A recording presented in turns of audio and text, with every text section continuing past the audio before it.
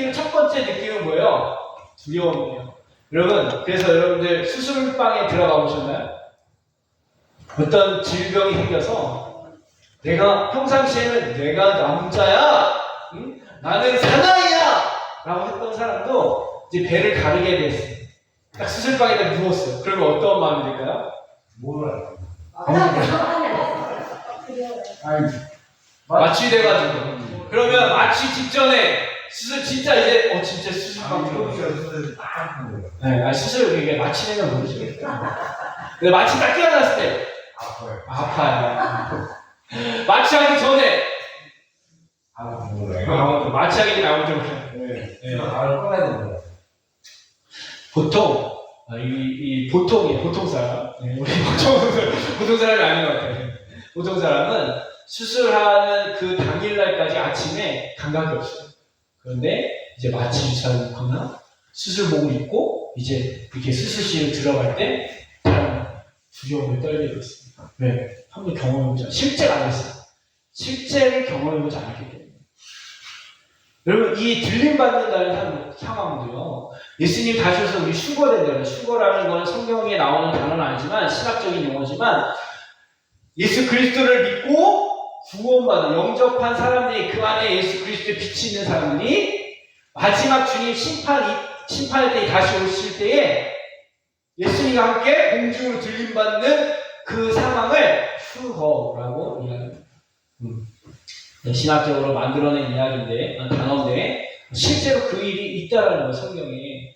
저와 여러분들이 이 몸 그대로 몸이 신령한 몸으로 변화되지만 이 몸 그대로 하늘로 올라간다는 거예요. 그걸 제가 꿈으로 경험했는데 너무나 이상한 거예요. 너무나 이상한 거예요. 무슨 빛이 빵 내려오는데 내가 들림받겠네? 하는 순간에 그 빛감으로 쭉 딸려 올라가는데 한참 올라가는 것 같아요. 계속 올라가는 것 같아요. 근데 나는 그대로예요. 공간이 내가 있는 그 안에 그 빛 가운데 그냥 내가 그냥 뭐 쭉 딸려 올라가는 그 느낌으로 그냥 그 상태로 계속 그대로 있는 거예요.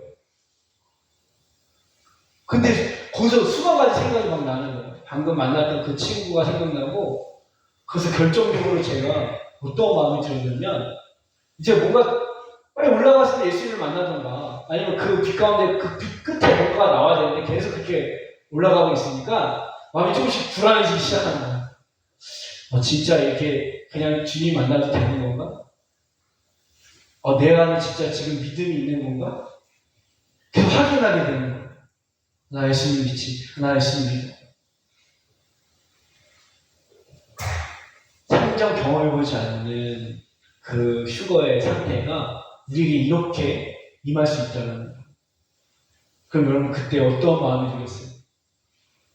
드디어 슈거 주인공 만나는구나, 빨리 올라가자, 왜 이렇게 빛의 속도가 느리냐, 그런 생각이 안 들죠. 약간 좀 이대로 진짜 주님 만나도 될까? 슈거가 실제가 되니까, 재림이 실제가 되니까 그때 드는 마음이 두려운 마음이 들어요. 근데 요한계시록에 보니까 두려워하는 자들을 심판하는 거예요. 하나님의 사랑을 믿지 못하기 때문에. 하나님의 사랑을 경험하지 않은 사람은 두려워하게 돼요. 하나님의 사랑을. 십자가를 경험하지 않은 사람은 하나님을 두려워하게 됐어요. 근데 제가 십자가를 경험을 안 하는 사람은 아니거든요. 근데 슈거라는 그 상황에 처음 맞닥뜨릴 때는 이게 뭔가 무섭거나 공포 이런 건 아니지만 염려가 되는 거예요. 이대로 주님 만나도 되는 건가? 정말 나 괜찮을까? 이런 마음이 들어요. 그래서 주님 꿈에서 깼을 때 그런 마음을 주시더라고요. 영적 감각을 회복해라. 우리의 영적 감각 바로메타라고 그러는데, 여러분 이 메타기가 자동차에도 이렇게 빨간 줄이 있잖아요. 끝에 보면 이게 넘어가면 엔진에 무리가 간다는 거예요. 네, 바로메타가 어떤 기준을 알려주는 지표인 메타기인데, 우리의 신앙에 바로메타기가 있는데 그게 바로 재림신앙입니다. 재림신. 이걸 너무 이것만 빠져 있어도 현실에서 우리가 하나님의 뜻을 놓치기도 하지만, 이걸 완전 무시하면 완전 현실 속에서 하나님을 놓치게 되어집니다. 그래서 주님께서 영적인 감각을 회복하라라고 말씀하실 때, 재림에 대한 우리의 믿음의 소망을 다시 주님께서 점검하라라고 말씀하십니다. 라는 마음이 듭니다. 그러면 여러분, 재림에 대한 믿음의 점검을 우리가 어떻게 한번 살아갈 수 있을까요? 그게 바로 오늘 본문에 나와 있는 말씀인 거죠. 네, 바로 그 감각이 있는데 고통의 감각이라는 거예요. 오늘 본문에 보니까 1절에 이렇게 얘기합니다. 말세는 고통하는 때가 이르러. 고통이라는 건 우리의 감각되어지는 상태를 말합니다. 말세에 고통이 있다는 거예요. 이게 영적인 감각이라는 거예요, 여러분. 아니, 목사님, 고통스러운 게 무슨 영적인 감각이에요? 그건 그냥 우리를 힘들게 하는 아픔인 거죠. 그리스도 안에 있는 사람들에게는 고통이 영적인 감각이라는 거예요. 말세를 살아가는 깨어있는 정신앙의 지표라는 거예요. 여러분들에게 이 고통의 영적인 감각이 있기를 축복합니다. 싫으세요? 고통받는데 고통의 감각이라는 얘기가 별로 마음에 와닿지가 않는. 근데 왜 그러느냐? 여러분, 자기를 사랑하고 돈을 사랑하고 교만하고 비방하고 세상 사람들은 이게 고통스러울까요? 행복할까요? 행복하다고 말하죠. 자기를 사랑하는 거, 돈을 사랑하는 거, 자기를 높이는 거. 그런데 믿음의 사람, 예수님을 나의 구주로 영접한 사람들은 내 안에 이런 모습이 보일 때 행복할까요? 괴로울까요? 별로 안 괴로워하시는구나, 여러분. 네. 자기를 사랑하고 돈을 사랑하고. 네. 여러분, 세상은요, 끊임없이 너를 사랑하라고 말합니다. 끊임없이 돈을 사랑하라고 말합니다. 서점에 가면 이 돈에 대한 책이 어마어마합니다. 자기를 사랑하는 기술, 나를 행복하게 하는 자기의 사랑하는 기술, 뭐 이런 책도 있더라고요. 찾아보니까. 끊임없이 자기를 사랑하라. 그런데 세상이 말하는 자기를 사랑하라라고 말할 때 이 자기 사랑은 뭔지 아세요? 병든 자아를 사랑하라는 거예요. 죄때 욕구를 사랑하라는 거예요. 그래서 나는 남자지만 남자를 사랑하고 싶어. 그거 자기 사랑하는 거 해도 돼. 세상이 이렇게. 난 여자인데 난 여자를 사랑하고 싶어. 여자를 결혼하고 싶어. 그거 해. 그거는 자기 사랑하는 거야. 그것도 괜찮아. 세상은 이렇게 가르쳐요. 근데 성경은 자기 사랑을 무엇으로 가르치냐면 하나님의 원형, 하나님의 형상으로 빚어진 자기를 사랑하는 거예요. 그러니까 하나님께서 나를 어떻게 만드셨든 코가 짝짝이든 눈이 삐뚤이든 입이 천신 올라가든 하나님께서 나를 만드신 그 자체를 사랑하게 만들어주시고, 이게 성경에서 말하는 자기 사랑이에요. 그런데 세상은 이런 나를 사랑할 수는 없어요. 부족하고 연약하고 세상의 기준에 같이 얼짱과 몸짱이 되지 않는 나를 세상은 사랑할 수 없다는. 그래서 어떻게든 성형을 하면 어떻게든 세상에 아름답다 말하는 그 표준치에 들어가려고 그렇게 부담을 내렸습니다. 여러분, 그래서 우리는 속고 있는 거예요. 세상이 말하는 자기 사랑이라는 것이 진짜 자기를 사랑하는 줄 알고 그걸 따라가고 있는 거죠.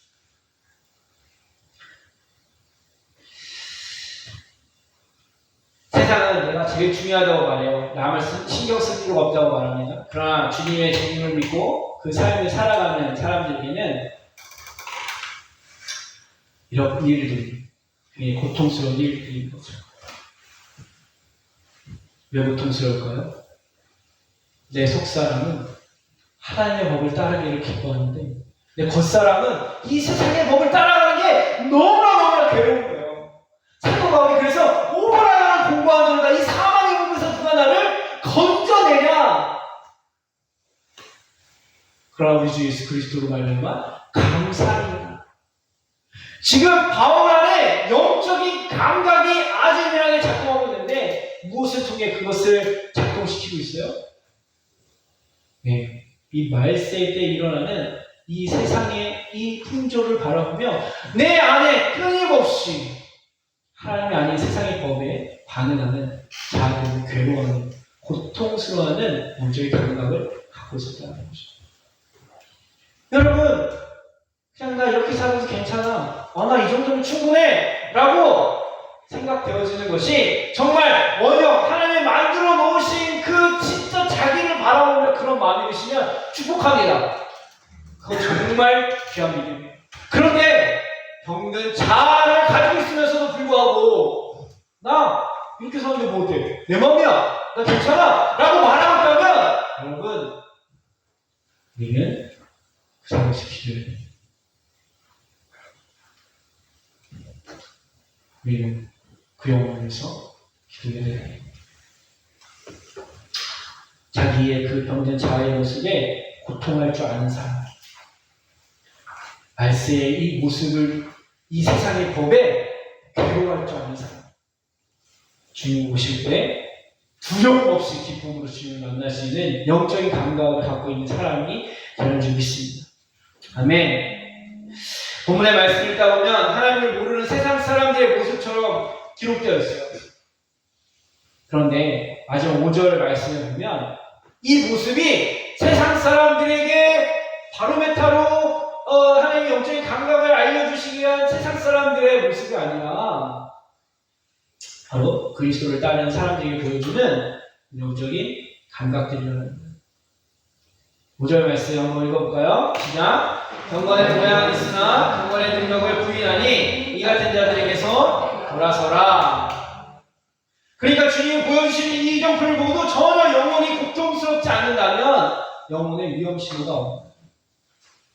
영혼의 위험 신호가 없는 거예요. 다시 한번 볼까요? 사람들이 자기를 사랑하며 돈을 사랑하며 자랑하며, 우리 자랑하는 거 너무 좋아하잖아요. 돈 사랑하죠. 나 자신을 사랑하죠. 교만하는 것, 비방하는 것, 부모를 거역하며 감사하지 아니하며 거룩하지 아니하고 무정한 것, 원통함을 풀지 않는 것.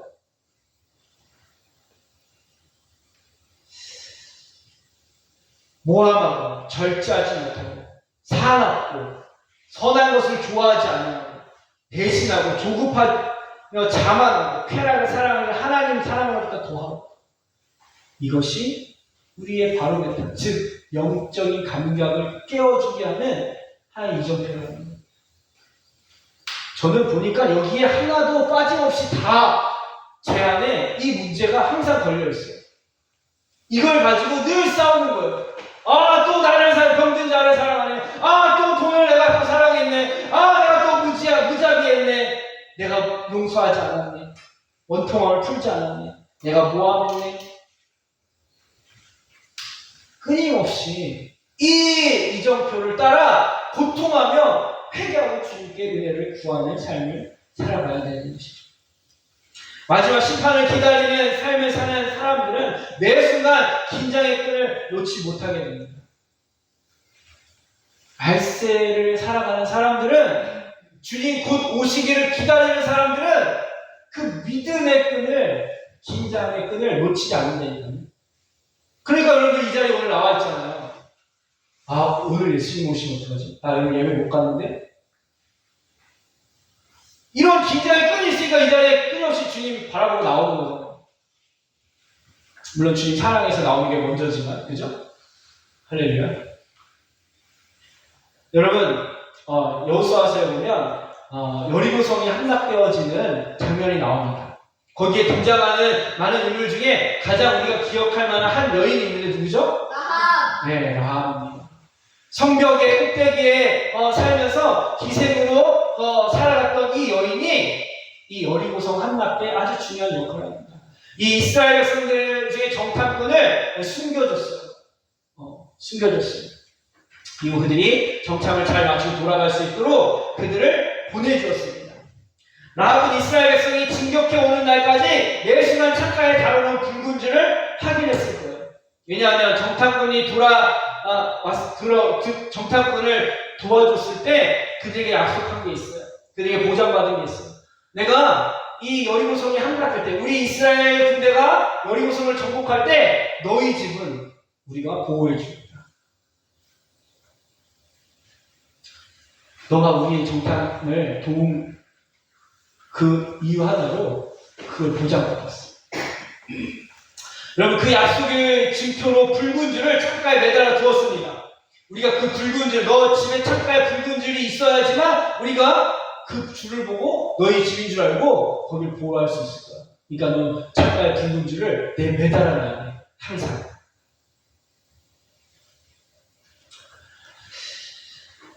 이미 이 구원의 약속을 받았지만 그 붉은 줄이 그 집에 달려있지 않으면 여리고성이 직면당할 때 라합의 집을 구별할 수가 없어서 다 죽고 말할 거예요.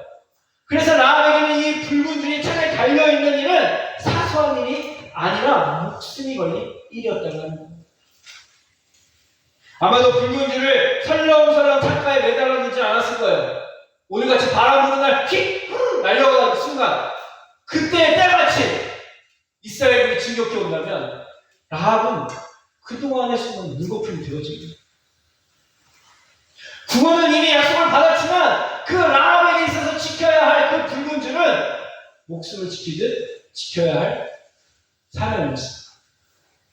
그래서 아주 무거운 이러한 아우장을 괴짝에다가 붉은 줄을 달아서 창가까지 이렇게 줄을 매달아 두고 나서 이제 됐으니까 안식이다 하고 나몰라를 하고 생활했을까요?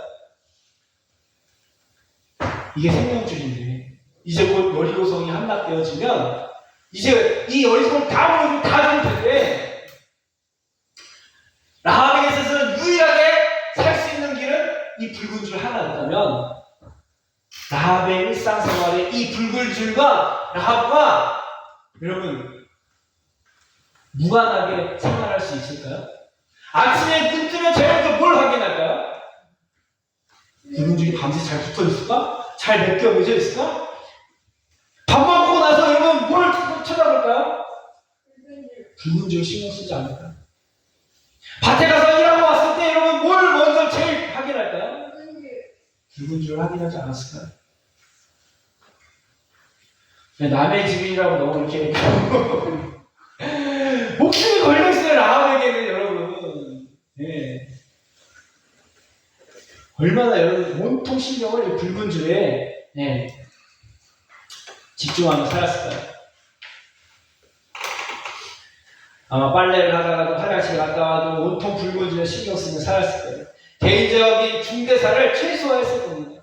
붉은 줄 달아놓고 여러분 시집가고 장가가고 엄청난 큰 잔치를 베풀며 큰 일을 했을까요? 했더라도 최소한 했겠죠. 빨리 그냥 대충 간략하게 치워놓고 여전히 이제 이 붉은 줄이 효력을 발생하는 그날을 기다렸겠죠. 이것이 이정표를 보는 태도여야 하는 것입니다. 그렇다면 우리에게 말세에 대한 긴장하며 신경 써야 할 이정표는 뭘까요? 바로 세상의 풍조에 흔들리는 이 오늘 본문 말씀에 등장하는 세상의 범 앞에 우리 내면의 하나님의 법을 따를 수 없는 우리의 연약한 존재를 날마다 확인하는 주님의 도움을 구하는 고통스러워할 줄 아는 감각을 갖는 거예요. 물론 고통만스러운 게 아니죠. 하나님 주신 은혜에 기뻐하고 감사하기도 합니다. 그러나 세상의 법과 싸워 이기지 못했던 우리의 모습을 고통을 여길 수 있는 감각을 가져야 됩니다. 점점 묻어지고 있더라고요. 세상과 타협하고 하나님께 집중하지 못하는 모습을 타협하고 있더라고요. 옛날에는 입새에는 작은 바람에도 괴로워하면서 주님 어떡하죠? 주님 어쩌죠? 이러면서 굉장히 힘들어했던 제가 요새는 때 되면 알아서 되겠지. 다 이런 거야.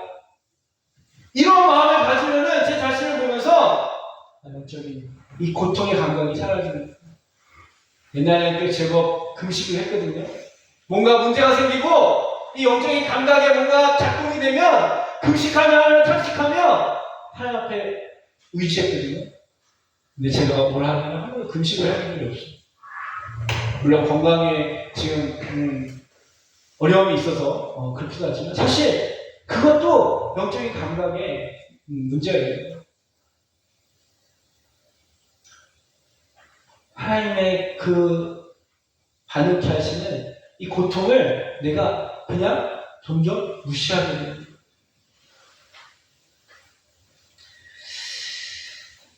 여러분, 누군가 교회를 향하여 비난하고 하나님에 대하여 욕할 때, 예수님의 십자가에 대하여 무시할 때 여러분들은 어떠한 마음이 드시나요? 저런 사람도 있구나. 예수님 욕먹을 만하지. 교회 욕먹을 만해. 그런 마음 드십니다.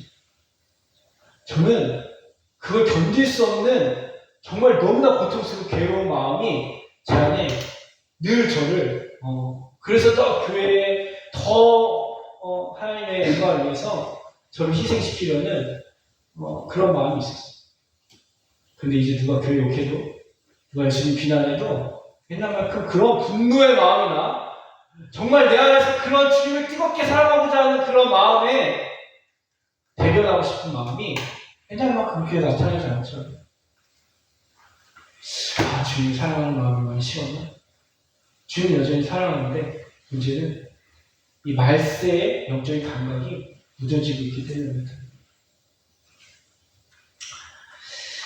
여러분, 경건의 모양은 있어도 경건의 모양을 잃어버린, 능력을 잃어버린 사람에게서 돌아서라 라고 주님 말씀하고 있습니다. 여러분, 어떻게 하면 이 경건의 능력, 다시 말해서 이 말세의 고통을, 영적인 감각을 잃어버리게 될까요? 예수님은 그걸 외식이라고 말합니다. 외식. 마태복음에 보면 외식의 여러 가지 모습이 나오고 있어요. 사람에 보이려고 구제할 때 외식하고, 기도할 때 외식하고, 금식할 때 외식하고. 이게 영적인 감각을 잃어버리게 하는 문제라는 거예요. 고통을 고통으로 느끼지 못하는 영적인 바로메타인 말세일 때에 주님 다시 오시는 그 감각을 잃어버리게 만드는 것이 외식이라는 거예요. 여러분, 우리가 외식으로 우리의 영적인 감각이 무뎌질 때 몸부림치면서 주님 앞에 달려나가야 해요. 자기 상을 이미 받았다라고 말합니다. 여러분, 이 사람들 공통점이 있는데 사람들의 시선을 더 중요하게 생각한다는 거예요. 자기를 더 사랑한다는 거죠. 하나님 나라의 상급이 아닌 이 땅의 상급을 원한다는 거예요. 내가 어떤 인정을 받는가, 어떤 평가를 받는가 더 중요한 거죠. 이것이 그들의 상이 됩니다. 그래서 이미 자기 상을 받았다라고 예수님께서 말씀하십니다. 그러나 말세의 고통을 견디며 주님 오시려는 기다리는 사람에게 영원한 생명의 약속이 있습니다. 이 땅의 상이 아니라 하늘의 상을 소망하며 살게 됩니다. 재림이 실제인데 심판도 영원한 생명도 실제라는 거예요. 그래서 이 정표를 보면 고통스러워하며 회개하게 됩니다. 주님 곧 오시는데 내가 이 모습으로 살면 안 되지.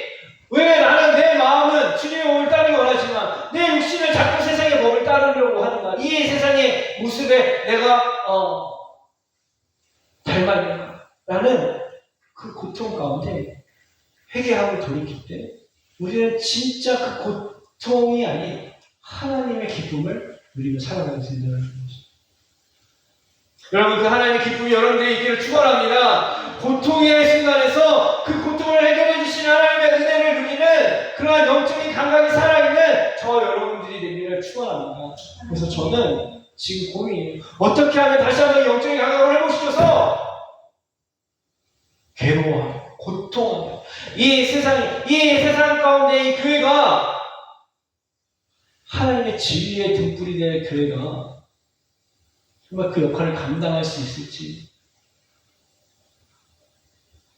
고통하며 기도하려고. 여러분, 그 방법은 회개라고 말씀드렸습니다. 사대교회에 주님이 이렇게 말씀하시더라고요. 그러므로 내가 어떻게 받았으면 어떻게 들었는지 생각하고 지켜 회개하라. 만일 깨지 않으면 내가 도둑같이 이르니 어느 때에 내게 이를지 내가 알지 못하느라. 말세의 때에 말세인지 모르고 살아가는 거예요. 지금 일어나는 이 현상이 나에게 지금 있음을 깨닫지 못하고 그냥 그렇게 심판의 자리에서 끝나고 나는 거예요. 요즘 사이비 이단에 대한 수많은 이야기를 보면서 어쩌면 내가 지금 이 말세 이정표를 무시하고 살고 있지는 않는가 하는 두려움이 생기게 돼요. 속으로는 자기를 사랑하는 추억에 꽉 차 있는데 겉으로는 사람들에게 굉장히 칭찬을 받는 그런 목사로 그런 비춰지고 있지 않는가. 정말 틈만 나면 언제든지 상황과 조건이 주어지면 그들과 별반 다르지 않는 모습으로 변할 수밖에 없는 이 죄인인 것을 주님은 너무나 잘 알게 해주십니다. 내 아내와의 조그만 다툼이 있으면 화를 내고 가정에 문제가 있으면 그들은 화를 내고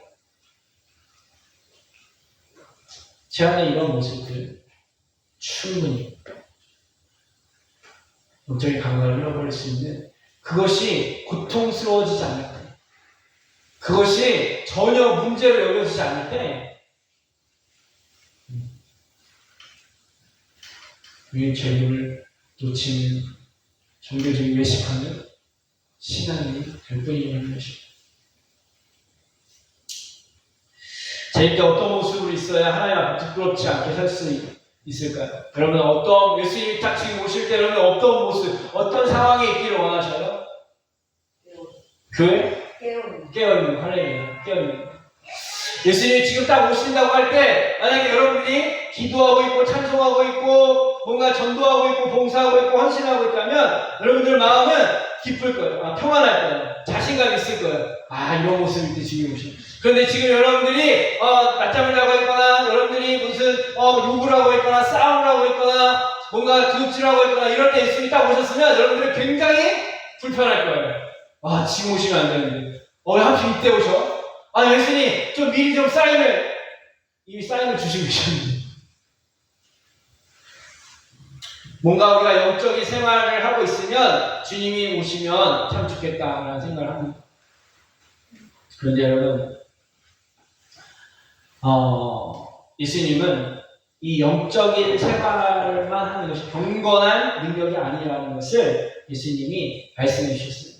마태복음 24장 40절 말씀 보면 두 사람이 밭에 있으니 한 사람 데려가려고 한 사람은 버려둠을 당할 것이요 두 여자가 맷돌질을 하고 있으니 한 사람 데려가려고 한 사람은 버려둠을 당할 것이다 라고 말하고 있습니다. 여러분 이 두 사람이 밭에 있었다고 합니다. 이 두 사람은 밭에서 뭐 하고 있을까요? 1번 찬양하고 기도하고 전도하고 있었다. 2번 밥 메고 풀 메고 농약 주고 일하고 있었다.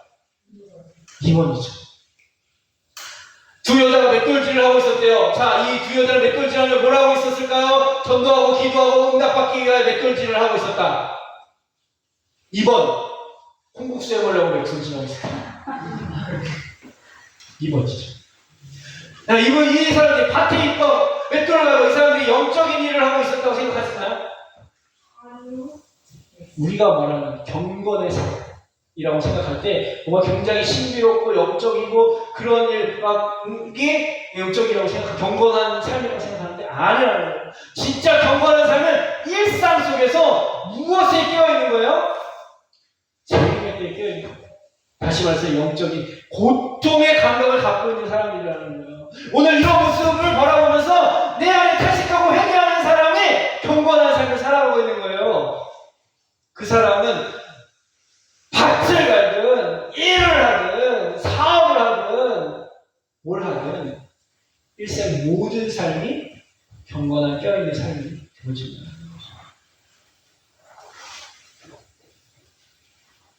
그래서 우리 예수님 나 예배할 때 기도할 때 오셔요. 이렇게 기도할 필요가 없어요.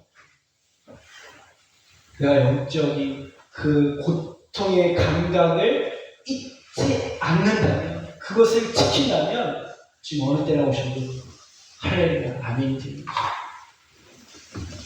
늘 우리의 모습을 보면 영적인 고통을 감각하고 회개할 수 있는 그래서 주님이 주신 참된 평화 기쁨으로 들림받을 때 두려움이나 염려가 아니라 할렐루야를 외치며 정말 그 구원이, 그 들림이, 그 휴거가 정말 여러분들에게 영광이 되어지는 그런 삶을 살아가는 저와 여러분들이 축원합니다.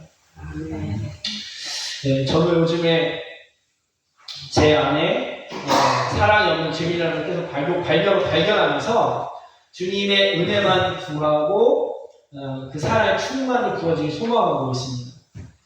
내 안에 없는 것을 발견할 때 안에 수치스럽고 두렵고 괴로워요.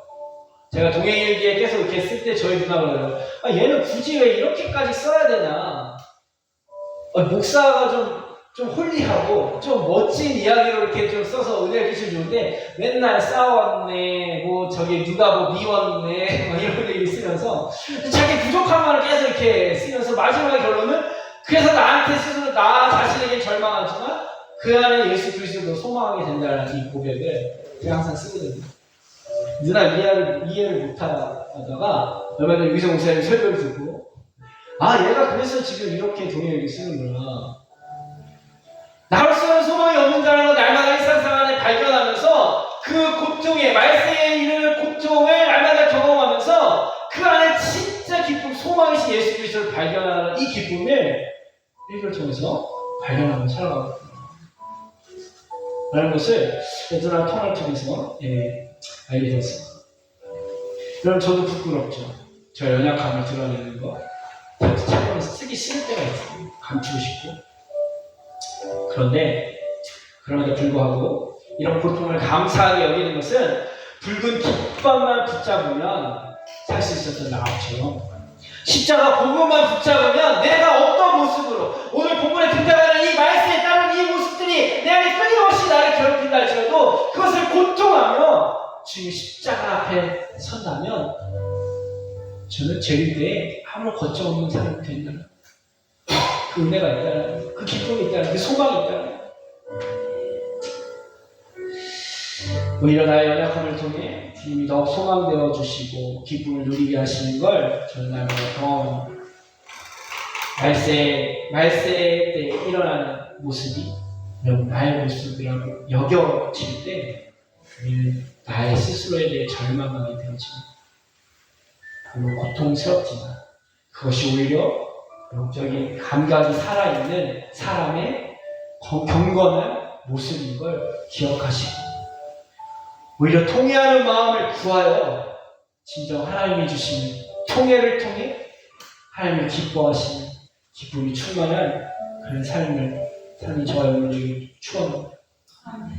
고통의 때를 기회로 잡고 최후의 승리를 맛보는 우리 속의 성도님들에게 축원합니다. 잠시 기도하겠습니다. 하나님께서 구하시는 데서는 상한 심령이라 하나님이여 상하고 통회하는 마음을 주께서 멸시하지 아니하시니 아멘입니다. 주님 오늘 우리에게 통회하는 마음을 주십시오. 말세에 이 세상의 모습을 보며 내 안에 동일한 이 모습들을 발견할 때 무감각하여 무시하지 않고 그것을 통회하며 회개할 때 하나님 우리에게 전신하는 더욱더 정말 하나님이 주시는 하나님의 기쁨으로 살아가게 될 줄 믿습니다. 주님 다시 오시는 날이 확실한 실제입니다. 그때 우리가 처음 경험하는 거라 당황스러울 수 있지만 그 안에 주님이 주시는 평안과 기쁨이 있어 두려워하지 않게 하여 주십시오. 정말 우리가 빛 가운데로 들림마다 주님 앞에 딱 서게 될 때 당황하거나 두렵지 않고 심판의 이유로 쓰는 것이 아니라 영생의 상급을 받는 이유로 주님 앞에 서게 되어지는 놀라운 은혜를 우리 성도들이 마음에 품고 살아갈 수 있도록 성령 하나님 함께하여 주옵소서. 오늘도 주님만을 기대하며 우리를 원하신 예수 그리스도의 이름으로 기도합니다. 아멘. 아멘. 할렐루야. 우리 옆으로 인사하겠습니다. 주님 다시 오십니다. 할렐루야. 다시 한번 인사합시다. 깨어 있읍시다. 주님 오실 때 깨어 있기를 축원합니다. 교회 소식 함께 나누겠습니다.